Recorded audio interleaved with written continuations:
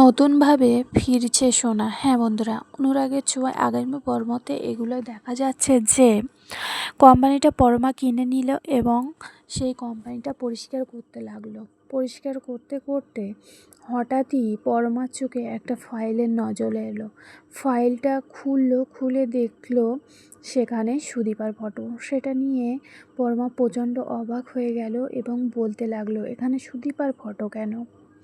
তখনই মনে মনে ভাবছি, এটা তো সুদীপার ফটো না, এটা তো অনেক পুরনো ফটো। তখনই তার ফটোর ফ্রেমের নিচে দেখতে পেল যে দীপা সেনগুপ্ত নাম। তখনই পরমা বলতে লাগলো, এর সাথে কি সুদীপার কোনো কানেক্ট আছে? এটা এখনও পর্যন্ত বাড়িতে জানানো যাবে না, কারণ এটা বাড়িতে জানলে প্রচণ্ড অশান্তি আবারও শুরু হবে। সেটা নিয়েই পরমা সেই ছবিটা লুকাচ্ছে এবং সেখানে কাকাবাবু বড়মাকে নিয়ে হাজির হলো এবং বলল, পরমা আমাকে প্রচণ্ড অপমান করেছে।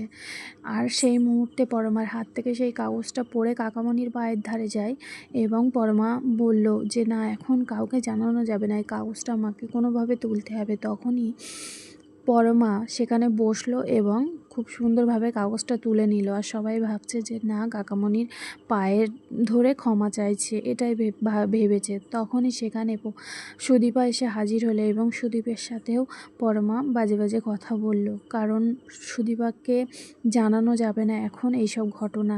পরমা ভাবছে যে এই রহস্য আমারই খুঁজে বার করতে হবে, এটা কি রহস্য আছে, এটা বলেই সেটা লুকালো। হ্যাঁ বন্ধুরা, এমনটাই হতে চলেছে অনুরাগের ছোঁয়া আগামী পর্বতে।